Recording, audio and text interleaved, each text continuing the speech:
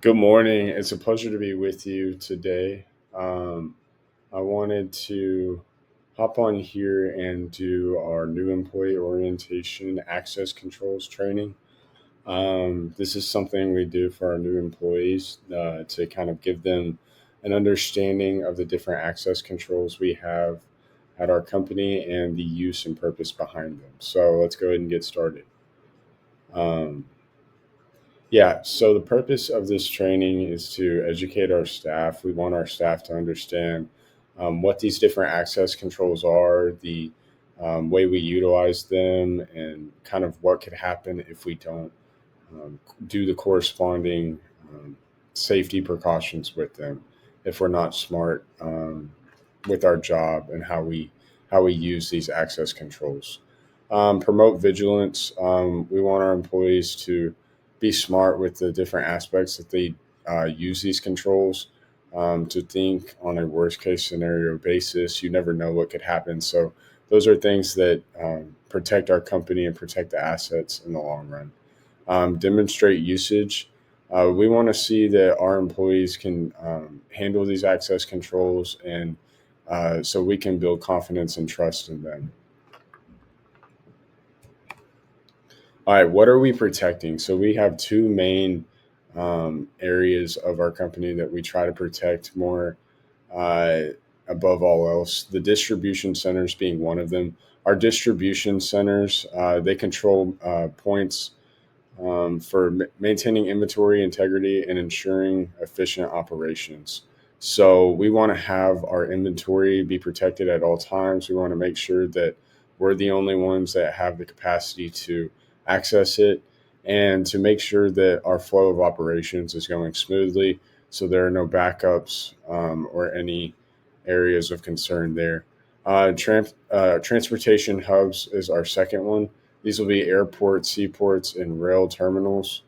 So we want to make sure that the areas that we're coming and going from and transporting our goods to and from are being held with the highest safety of concern to protect the goods themselves and to make sure that everything flows smoothly. All right, so we have a quick little quiz just to give a simple understanding of some of the more basic access controls we have.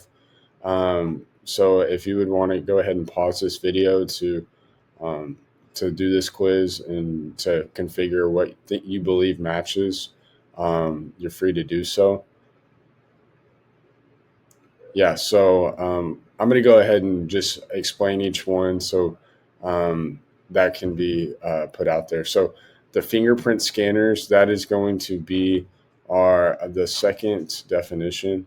Is The use of it is to analyze unique fingerprints patterns to verify identity.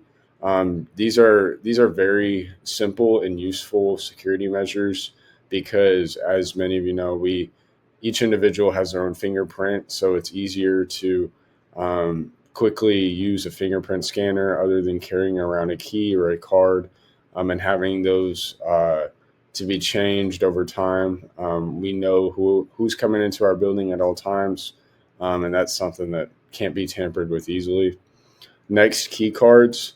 Our key cards are electronic cards encoded with specific access permissions. Um, these are very similar to fingerprint scanners, but they're in a card form. The danger with this one is that those can be lost or stolen at times. So to make sure those aren't lost or stolen is key to success with key cards. Facial recognition systems. I wanted to talk more on that. So that's something that's more being used um, lately in the modern day. It's not something that has been too adjusted with over time. So, or we have much history in the usage of it.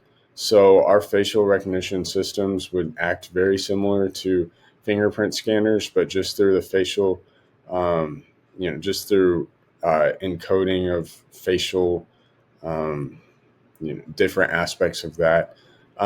So that's something that we'll see used more over time and we'll have more knowledge of.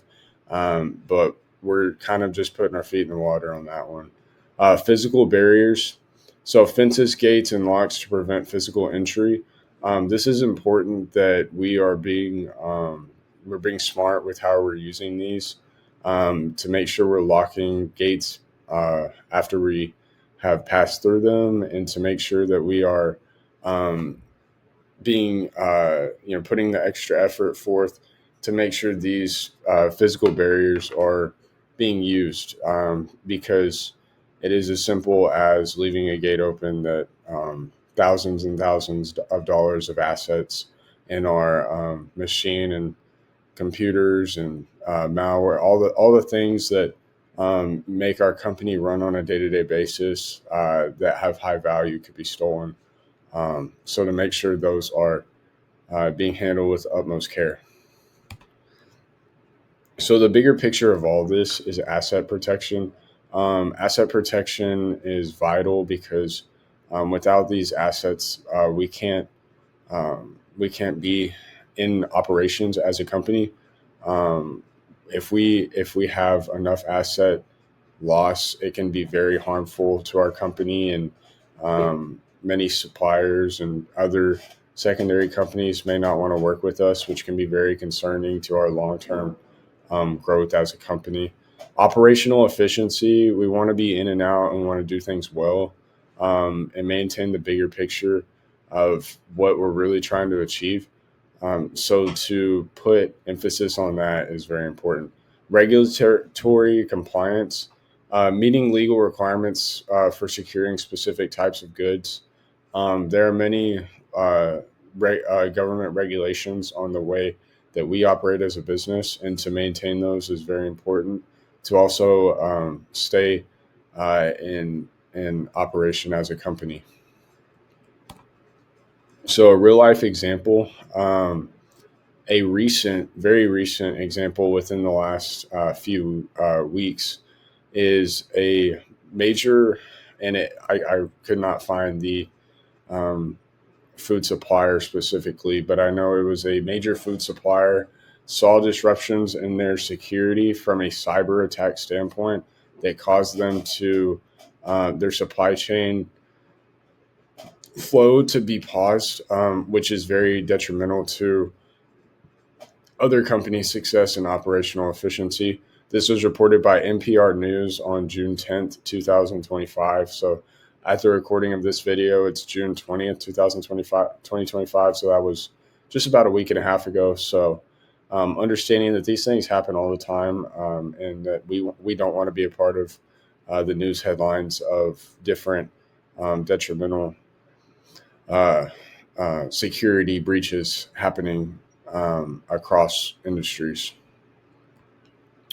Lastly, thank you for being attentive and um, taking the time to uh, listen to this orientational video. Thank you.